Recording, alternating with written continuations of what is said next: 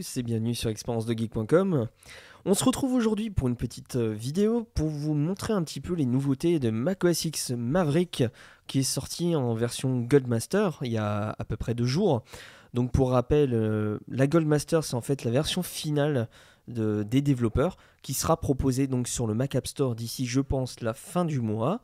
Et en même temps, je vais vous montrer un petit tuto. Je vais vous faire un petit tuto pour vous montrer comment réinstaller proprement ou faire une mise à jour directement avec la version Goldmaster. Donc pour commencer, je vais vous montrer sur Safari directement sur le site que la version finale est disponible en téléchargement. Donc pour la télécharger, il suffira de cliquer sur le lien, de faire télécharger. Et vous aurez, je vois que j'ai une méchante publicité qui est apparue. Et vous aurez donc, excusez-moi, plusieurs liens qui vous permettront de télécharger la version de Maverick en Goldmaster. Alors bien entendu, ça dépendra de votre connexion, la vitesse du téléchargement et de votre débit. Généralement, je sais que Free et Bayfile étaient pas trop mal au niveau du débit.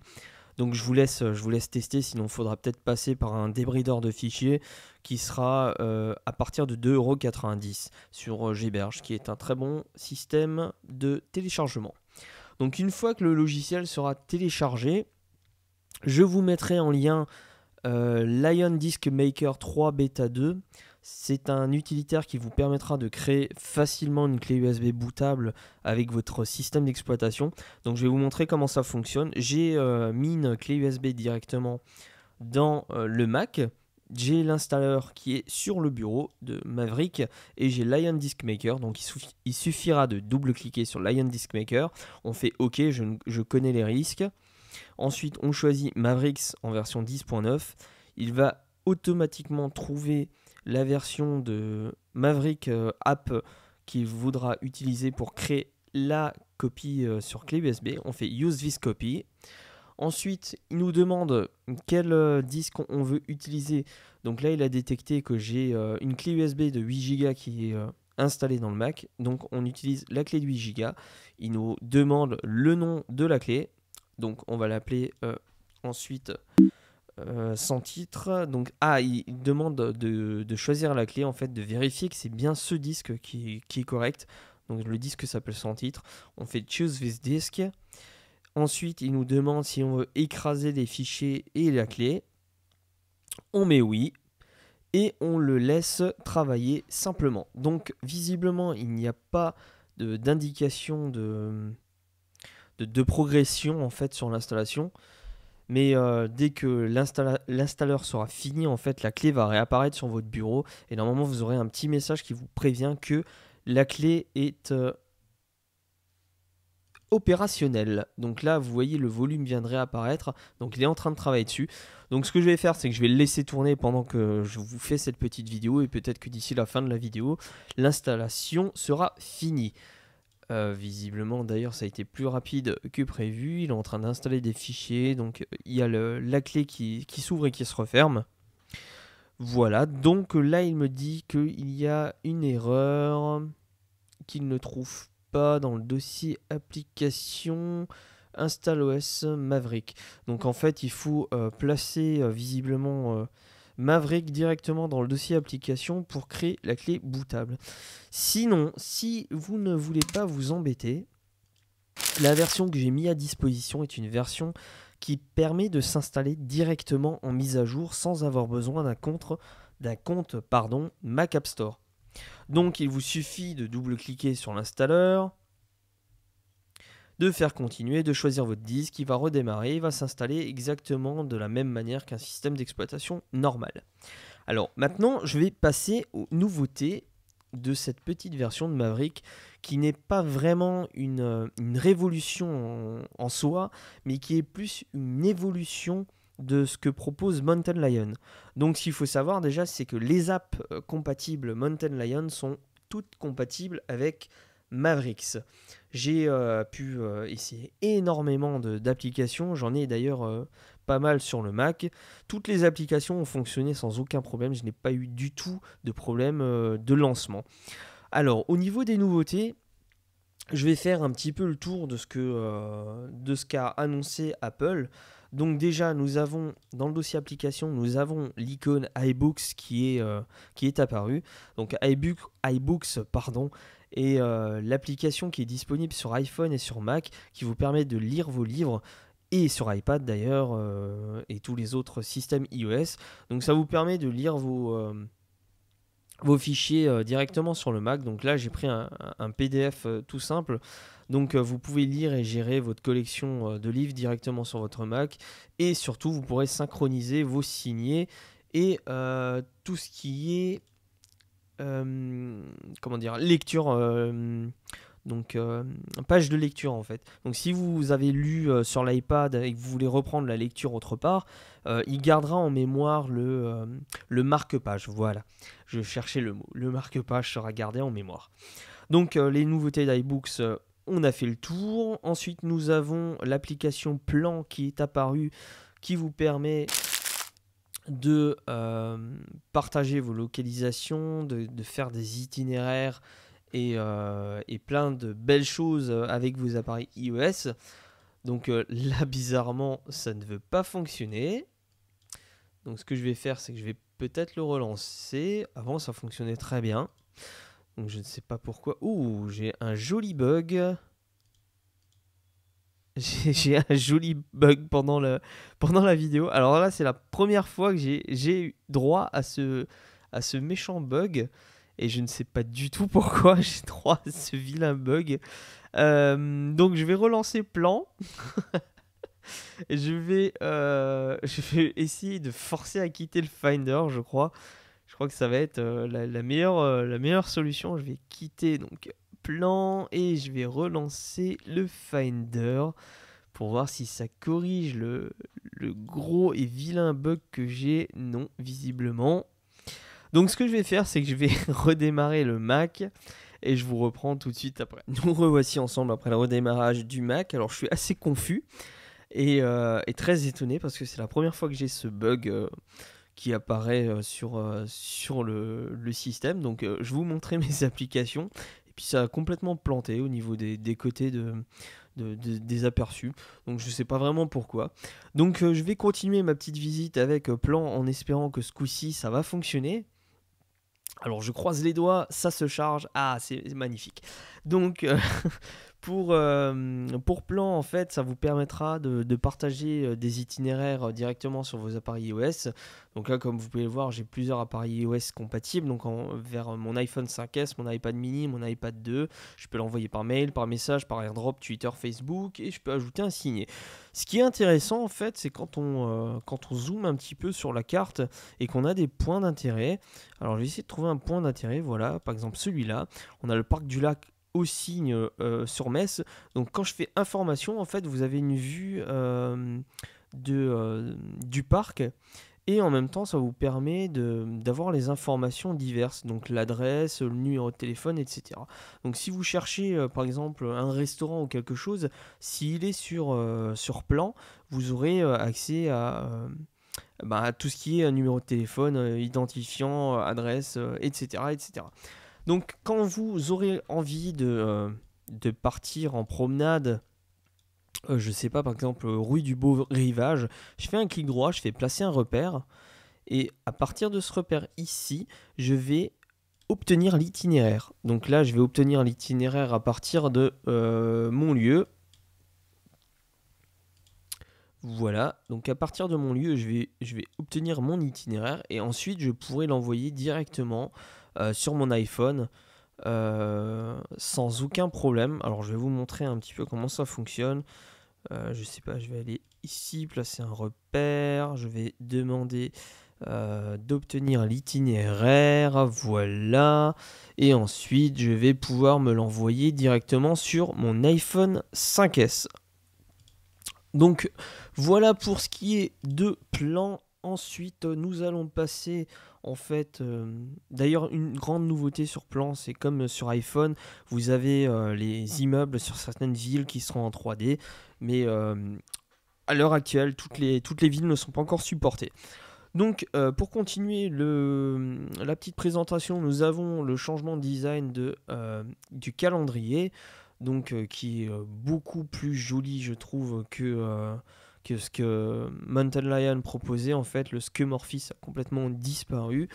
Donc vous retrouvez exactement le même calendrier que d'habitude, avec les événements, etc., etc., qui sera compatible avec iCloud, et du coup dès que vous ajouterez une date ou quoi que ce soit, tout sera synchronisé avec tous vos appareils iOS. Maintenant que le calendrier est fait, nous passons à Safari, qui a eu un gain énorme au niveau de son développement et de sa vitesse de chargement, et au niveau de son JavaScript. Donc visiblement, d'après les pages Apple, c'est même beaucoup plus rapide que Chrome et Firefox. Donc c'est à voir à l'utilisation. Donc au niveau de Safari, vous retrouvez vos signés et vos top sites qui se présentent de la façon suivante, avec des espèces de petites vignettes. Sur le côté gauche, vous retrouvez vos signés, liste de lecture et les liens partagés. Alors les liens partagés, c'est vos contacts qui les partageront via des réseaux sociaux. Donc ça vous permettra d'avoir les liens partagés, par exemple sur Twitter ou Facebook, directement sur vos pages sur Safari. Au niveau de la vitesse de chargement, effectivement, c'est beaucoup plus rapide. À terme, je ne sais pas vraiment si c'est beaucoup plus rapide que Chrome et Firefox. Je sens vraiment que c'est plus rapide par rapport aux autres sites. Maintenant, c'est à comparer, c'est à voir. Il faudrait faire des petits comparatifs de vitesse pour vraiment être sûr du gain exceptionnel que procure cette nouvelle version de Safari. Une fois que Safari est fait, nous avons bien entendu l'outil Keychain qui se trouve dans les préférences système, qui est lié à iCloud et à iOS 7. Donc l'outil Keychain remplace en quelque sorte OnePassword, c'est-à-dire que tous vos mots de passe seront stockés en ligne et cryptés sur les serveurs iCloud, et seront disponibles, si vous activez l'option, sur vos appareils iOS 7. Donc les mots de passe, les identifiants, carte de crédit, tout ça sera disponible après sur tous vos appareils. Est-ce que c'est vraiment utile dans le sens où Apple a déjà eu des problèmes de sécurité? Maintenant ils disent que c'est crypté. Je me méfierai à votre place quand même, on ne sait jamais. Et je garderai plutôt, personnellement moi je garderai OnePassword, parce que toutes mes données sont stockées sur mon Mac et ne transitent pas par iCloud ou quoi que ce soit. Pour continuer la petite visite, nous avons le Notification Center qui a droit à une petite mise à jour. Donc déjà au niveau des couleurs, vous voyez que ce n'est plus du tout la même couleur. Vous avez les messages directement SMS, donc chat, que vous pourrez envoyer par le Notification Center avec Twitter et Facebook, comme d'habitude. Toutes vos informations seront regroupées à l'intérieur du Notification Center. Vous aurez l'option toujours ne pas déranger, qui vous permettront de couper le Notification Center et les notifications. Et la grande nouveauté, c'est que vous pourrez répondre directement. Par exemple, si vous recevez un mail, il va apparaître sur les Notification Center, et à partir de la petite vignette, vous pourrez répondre directement à vos messages. Donc c'est vraiment quelque chose de rapide, et surtout vous aurez l'affichage sur l'écran verrouillé, parce que l'écran verrouillé maintenant est transparent et vous aurez accès à vos Notification Center. La grande nouveauté également, c'est sur le Finder. Donc je vous montre le Finder qui vous permet maintenant, en faisant un commande T, d'ouvrir plusieurs onglets d'affilée. Donc Extra Finder a été complètement supplanté dans cette version au niveau des onglets par Maverick. Comme vous pouvez le voir, les onglets s'ouvrent sans aucun problème. Et vous pourrez associer des tags. Donc ça, c'était la grande nouveauté. Les tags, ce sont les petites pastilles rouges, et ensuite vous pourrez trier en fait vos tags directement en fonction de la couleur de vos tags. Donc par exemple là, le rouge, je peux normalement renommer le nom. Je pourrais très bien marquer pour tout ce qui est rouge, je vais laisser d'ailleurs rouge, je vais prendre plutôt bleu, parce que j'ai un projet bleu, donc je vais l'appeler expérience de geek. Voilà, donc tout ce qui est expérience de geek, comme vous pouvez voir, toutes les pastilles bleues vont se retrouver triées directement dans le Finder. Donc dès que je vais mettre un fichier, alors je vais lancer TextEdit. Voilà, je vais faire un nouveau document. Je vais mettre n'importe quoi que je vais enregistrer sur, non pas iCloud, mais sur le desktop. Voilà. Donc là, il apparaît sur le desktop. Je vais faire un clic gauche, un clic droit. Je vais lui donner le tag bleu pour expérience de geek. Comme vous pouvez le voir, quand c'est rouge, je n'ai rien. Et tout ce qui est bleu aura une icône expérience de geek. Donc c'est très facile, comme vous pouvez le voir ici, c'est très facile de trier et de ranger en fait vos documents dans un même dossier. Donc si je me fais un dossier, voilà, je mets mes deux fichiers à l'intérieur.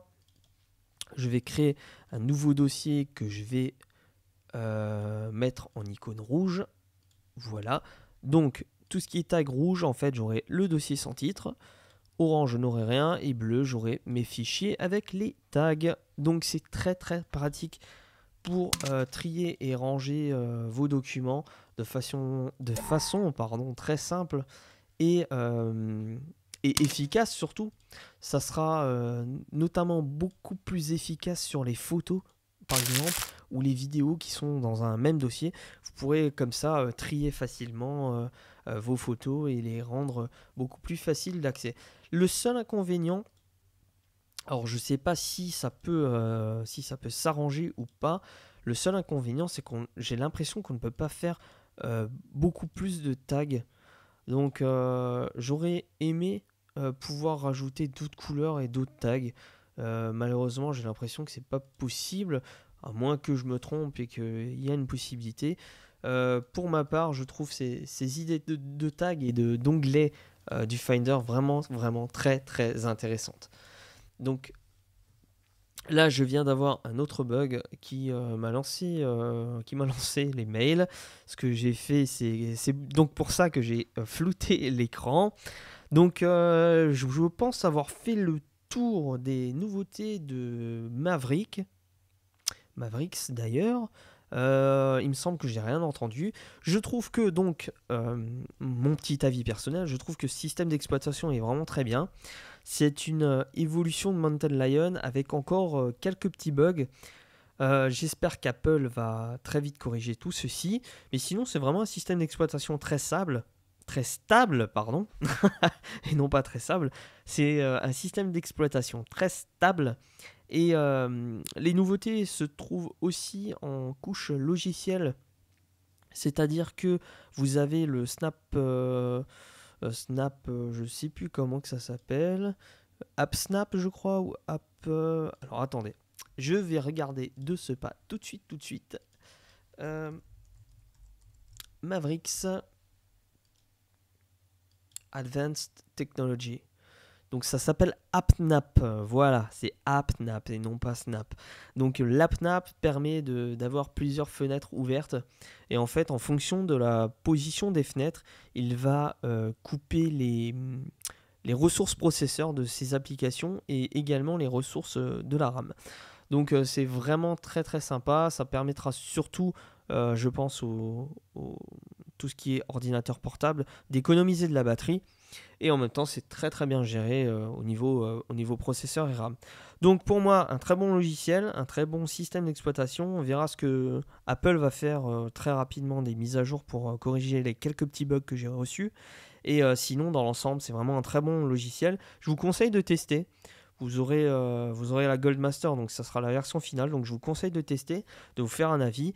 Et si vraiment ça vous plaît, je vous demanderai de télécharger l'application sur le Mac App Store, étant donné qu'elle est vraiment, vraiment pas chère du tout. Et au moins, vous n'aurez plus jamais de problème pour l'installation, étant donné que normalement l'installation se fait en vérifiant votre identité sur iTunes. Voilà, j'ai fait le tour de ce que je voulais vous présenter. J'espère que cette petite vidéo vous aura plu. J'espère que vous aurez envie de tester la nouvelle version de macOS X, donc Mavericks. Et moi, je vous dis à très bientôt sur expériencedegeek.com. Allez, ciao.